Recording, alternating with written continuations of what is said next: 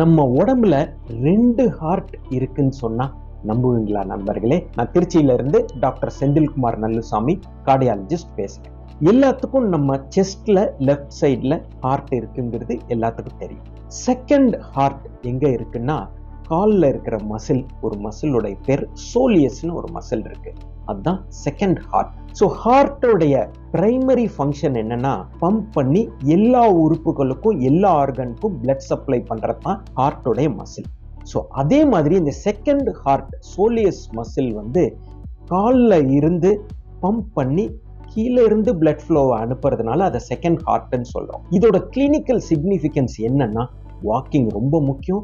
ஒரே இடத்துல ஒருத்தர் 8 மணி நேரம் 7 மணி நேரத்துக்கு மேல ஒரு இடத்துல உட்கார்ந்து இருக்கிறாருன்னா that is equivalent to smoking. So கால் கண்டிப்பா ஒரு 1 ஹவருக்கு ஒரு தடவை நடுவில் எந்திரிச்சு ஒரு 30 செகண்ட்ஸ் டு 1 மினிட் நடக்கணும்.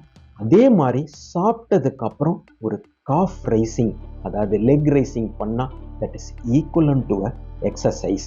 ஸோ இந்த சோலியஸ் மசிலை செகண்ட் ஹார்ட்னு தெரிஞ்சு எக்ஸசைஸோடைய முக்கியத்துவத்தை தெரிஞ்சு உங்களோட இதயத்தை சூப்பராக ஹாப்பியாக வச்சுக்கோங்க நண்பர்களே.